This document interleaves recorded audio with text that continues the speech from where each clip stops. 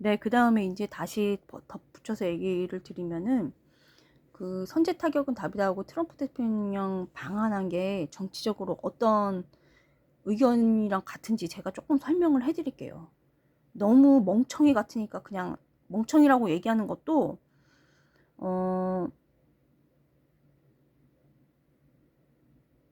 우리나라 수준을 그냥 있는 그대로 이게 초딩식으로 얘기를 안 하면은 이게 자뻑이 돼가지고, 자뻑이란 건 허영심.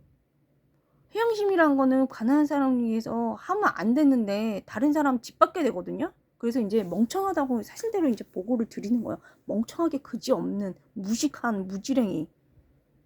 그래서 말씀을 드리면, 정치적으로도 선제 타격은 답이다. 그 전쟁의 나기가 하늘의 별 따기잖아요. 돈이 얼마나 드는데 지금 미국이 지금 전쟁하고 있잖아요. 뭐 때문에 전쟁하나요? 우리나라에 그렇게 타당성이 있었나요? 박근혜 대통령 탄핵이 선제 타격은 답이다 해서 막 그렇게 막 했는데, 어? 본인들이 이해타산이 걸려가지고 그렇게, 참 한심스러워가지고 진짜. 그래서 정치적으로 해석을 해드리면, 그거는 그냥 서열 정리가 됐고요. 북한 이제 최상위가 미국, 그 다음에 우리나라는 미국이 이제 제일 높게 이제 됐고요. 우리나라에서 서열이.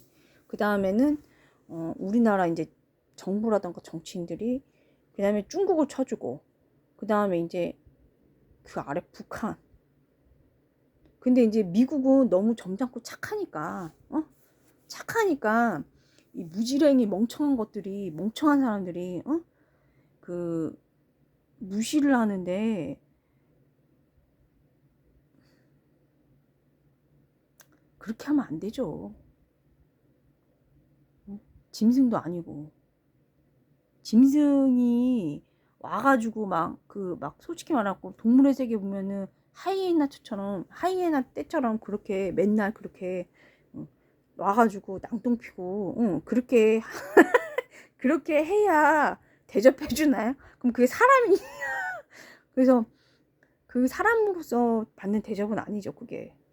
그러니까 본인들은 그런 걸로 선택을 한다고요. 좌우로 다.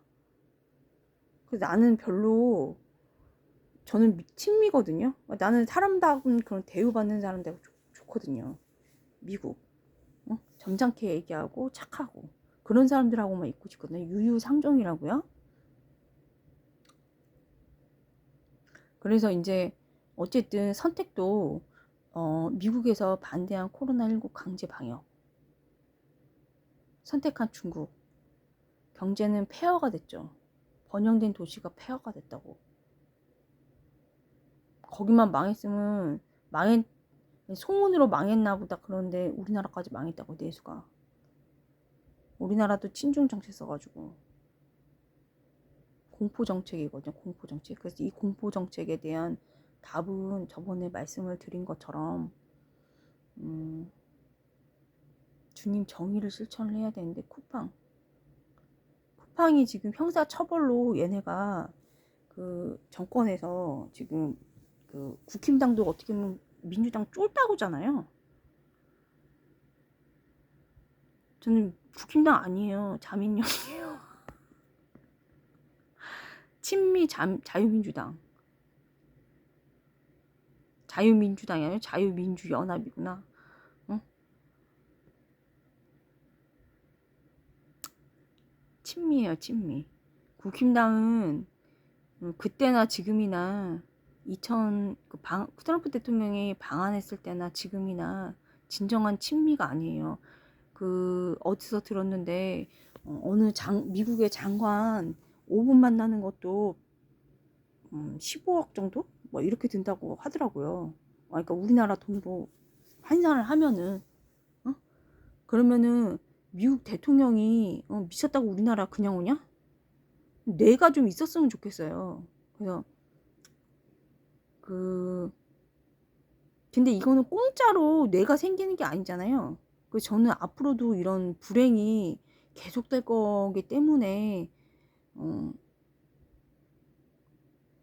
아니, 바빌론 유배 때도 나만 잘 주님과 잘 살고 있으면은 주님께서 다 함께 해주시니까 상관은 나하고는 상관없지.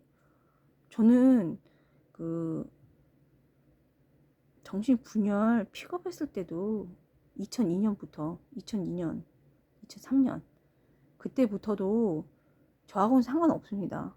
그냥 저는 가만히 있는데 왔기 때문에 아멘하고 받아서 그냥 해야 할 바를 했습니다. 그때도 성서 목자리 공부를 하고 있었기 때문에 안백지 신부님이 어떻게 해야 되는지 가르쳐줬기 때문에 저는 그냥 해야 할 바를 했습니다. 에휴, 그리고 저는 죄인이기 때문에 판단하면 안 되죠. 하지만 저에 대한 정당방위는 딱딱 했고요.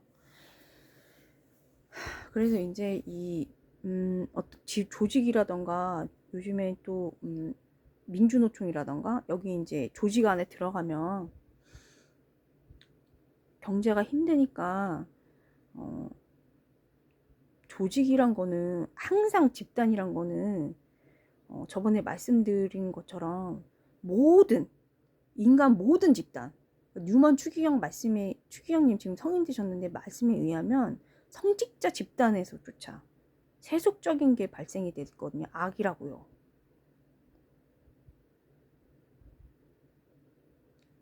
악. 그래서 이제 탈무드에서는